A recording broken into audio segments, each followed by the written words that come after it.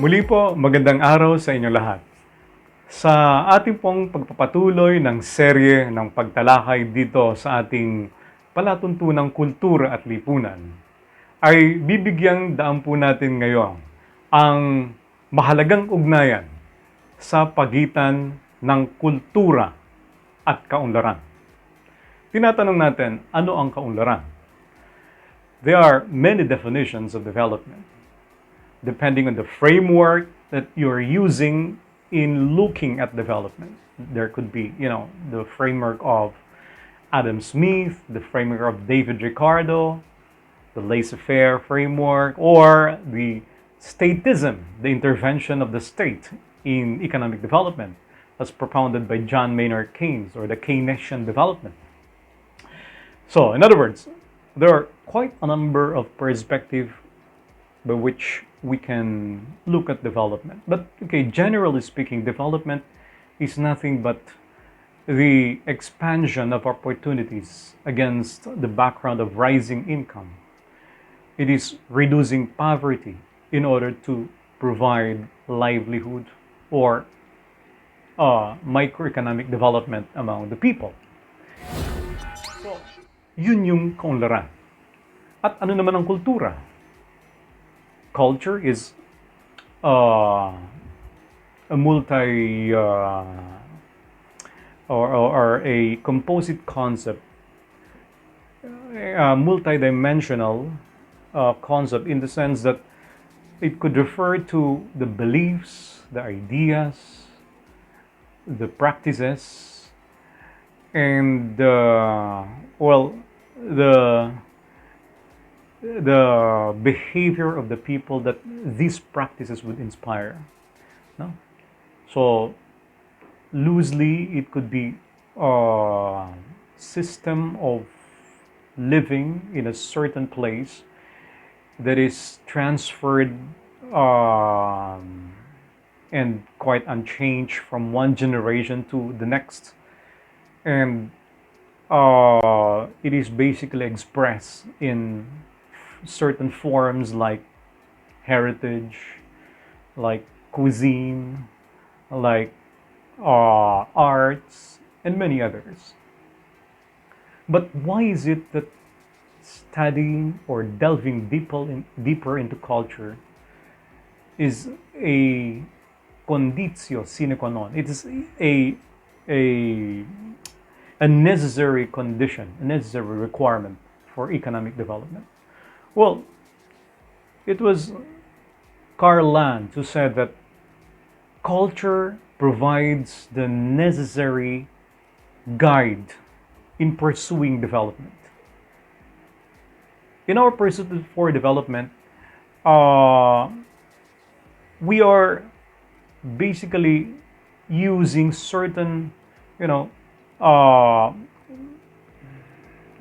wherewithals, so that we could achieve that social and economic development that people aspire.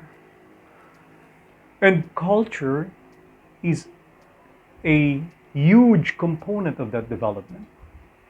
It was Samuel Huntington who said in the year 2000 that in comparing the economic development of Korea and Ghana, which were basically the same in many respects in terms of per capita income, in terms of foreign aid, in terms of economic fundamentals, they were the same in the 1960s. But 30 years hence, South Korea, the difference could never be more pronounced between Ghana and South Korea. Why? Because Korea valued thrift, investment, technology, discipline, education, which the Ghanaians did not, because of the difference in culture. And eventually, there, Samuel Huntington was saying that culture is the one that provided the necessary scaffolding, the necessary buttress for the development of South Korea. And the same is true in the Western countries.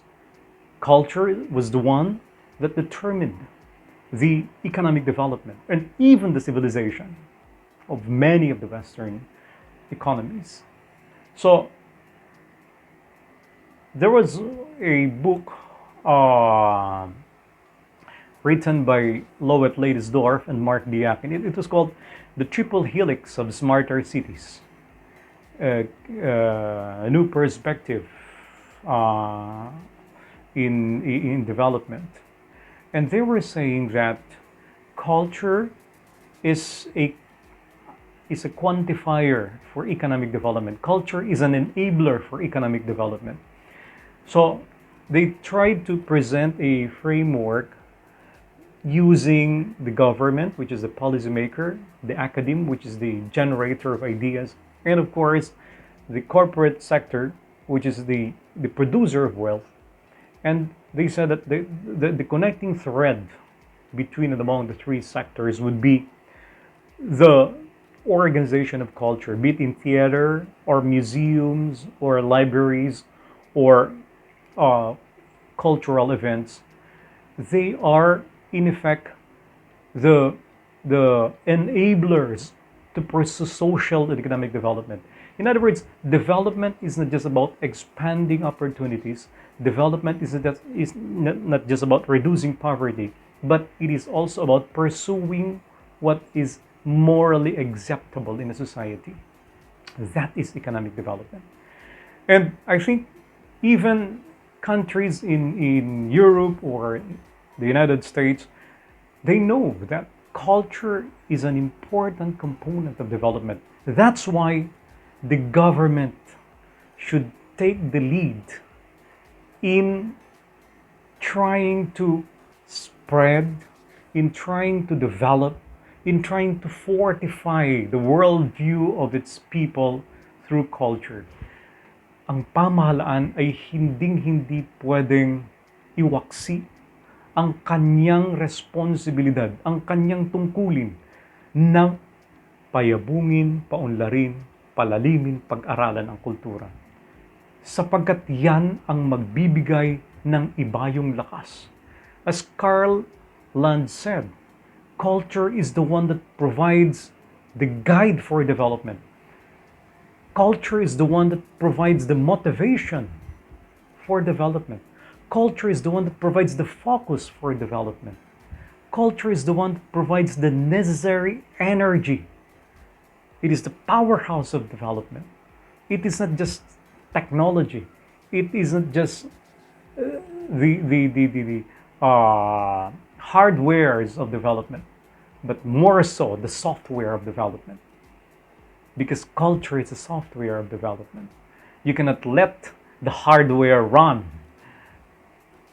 without the powerhouse, without the software. Kaya nga po mahalaga, mga kababayan, na tingnan natin ang kultura bilang isang kaagapay. Tingnan natin ang kultura bilang isang kakampi. Tingnan natin ang kultura bilang isang lakas na nagbibigay ng matatag na pundasyon sa ating mga Pilipino. Hindi lamang upang muli nating tunghayan ang ating pagkakakilanlan, kundi upang magamit natin ang kulturang ito sa tunay na kaunlarang pangtao, kaunlarang panlipunan, kaunlarang pang-ekonomiya. Kaya nga, mga kababayan, ang pamahalaan ang siyang dapat na nangunguna sa pagpapahalaga sa ating kultura. Ang pamahalaan ang siyang dapat nangangalaga sa ating kultura. Ang pamahalaan ang siyang may pangunahing pananagutan sa ating mga mamamayan pagdating sa pangangalaga sa kultura. Hindi pwedeng sabihin ng pamahalaan na huwag na nating i-prioridad yan, wasakin na natin ang kultura sapagkat wala namang mabuting. Pagka ganun tayo, baka matulad tayo sa bansang Ghana. Hindi na pahalagahan ang kultura at hindi narating yung antas na narating ng bansang maunlad sa ekonomiya, sa teknolohiya, sa akademya, sa karunungan, tulad ng Korea, ng South Korea. Kaya nga po, mga kababayan, dapat muli nating saliksikin, muli nating pag-aralan, muli nating lingapin yung ating kultura. Huwag nating maliitin ang kultura, sapagkat dyan nakapaloob yung ating mga pagpapahalaga. Gamitin natin ang mga pagpapahalag nito, ang mga mabubuting katangiang Pilipino, upang lalo pa nating makamtan, upang lalo pa nating manamnam ang kaunlarang matagal na nating inaasam-asam na halos hindi natin nararating. Mahalaga ang kultura upang magkaroon ng kapayapaan. Mahalaga ang kultura upang magkaroon ng pagkakaunawaan. Mahalaga ang kultura upang magkaroon ng katiwasayan ang lipunan. Magkaroon ng panayam, dialogo. Sapagkat sabi nga ni Cardinal Sin, the other name for peace is dialogue.